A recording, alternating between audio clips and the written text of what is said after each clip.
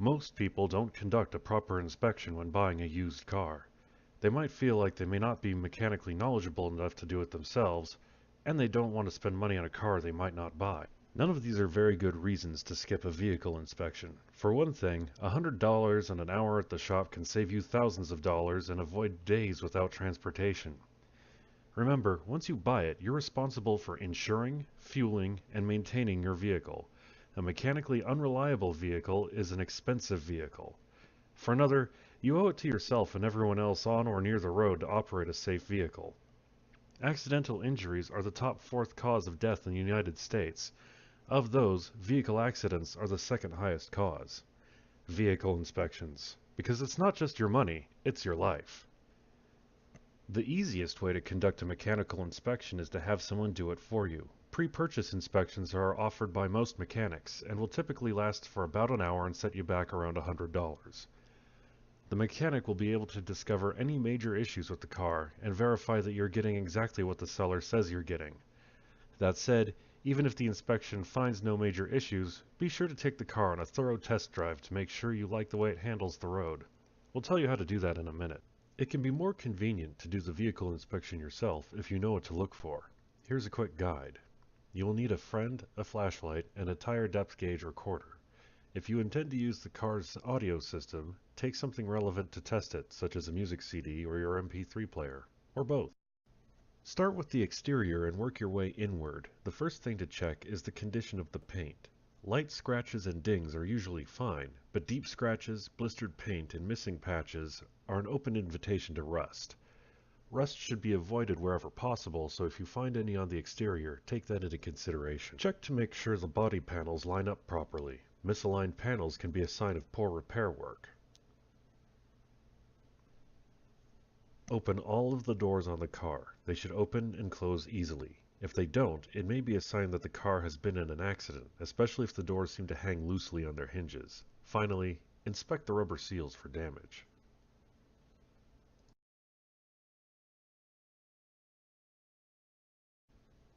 Don't forget to check the glass. Damaged glass is a sign for serious concern, especially in the windshield. Chips and cracks in the windshield can get worse over time, and fixing a broken window is expensive. Check the tires for wear and dry rot. All of them should be of the same brand and type and show even wear.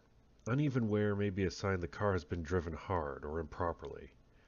Also, if a low mileage car has new tires, it may be a sign that the odometer has been tampered with. A tire depth gauge can be used to see how worn the tires are. In the US, you need at least 1/16 of an inch of tread depth for the car to be legal to drive. The tread depth will be labeled in black for standard, red for metric. If you don't have a tire tread depth tool, get a quarter. Insert it in the tread with Washington's head facing near the center of the tire. If the top of his head is still visible, the tread is low. It's almost time to replace this tire. To test the shock absorbers, press down on each corner of the car's exterior and let go. The car should bounce back into place without wobbling around. When inspecting the interior of the car, the first thing you will want to check, and will likely notice first, is the smell. This is part of your inspection. Moldy odors can indicate water damage. If you smell them, look for stains on the roof and other parts water might have leaked through. If people have been smoking in the car, you will probably notice that too. Unwanted odors are difficult to get rid of, so if you don't like what you smell, you're better off ending the inspection there and moving on to a new car. Inspect the upholstery of all the seats for damage. Try all of them out. You may not be sitting in all of them, but you never know if you'll need to give someone a ride. You'll want to make sure the seat belts connect properly and that the driver's seat can be adjusted to a position that's comfortable for you. Turn the keys to the on position. The dash lights should all come on, including warning lights like check engine. You should now check the levers and switches for the lights, turn signals, windshield wipers, and so on. Start the engine and check both the heating and air conditioning. Next, check the radio, CD player, and MP3 player connection, if any.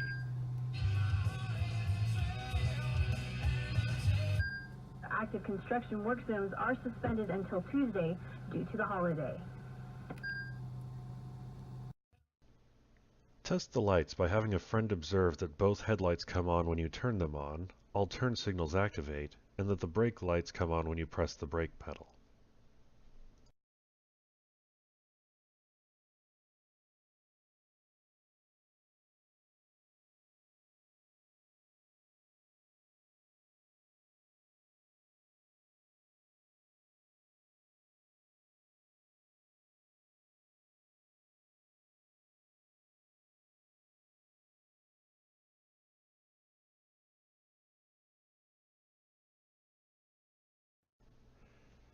It's normal for dirt and dust to be present in the engine bay, however look for any signs of leaks. Oil spatter is a warning sign.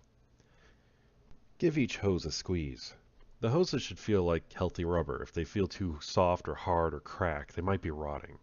Also feel for the condition of any belts.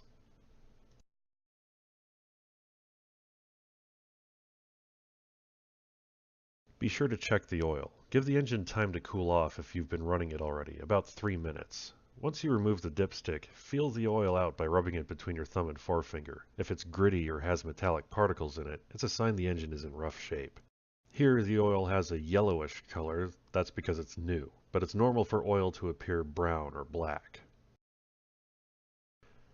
To check the transmission fluid, run the engine for a bit to warm it up and keep it running while you perform the check. The test is similar to the oil check. If you find metallic particles, it's a bad sign.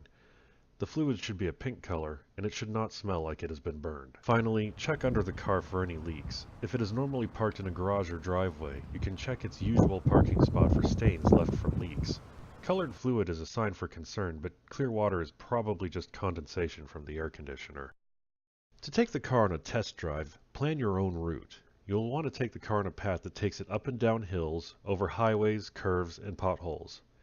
This way you can get a feel for how the car handles these different conditions. Car dealers may have a pre-planned route in mind, so be sure to ask if you can deviate from it to make sure you can give the car a thorough test drive. During the test drive, you'll want to listen to the engine, ensure that the suspension handles bumps well, make sure the brakes are responsive, and test the car's acceleration on hills. Highway driving is also needed to see how the car handles higher speeds and how much noise it generates. Cars that are quiet in the city can be very loud on the highway. Now, thank you for watching. This has been a basic guide on how to perform a simple pre-purchase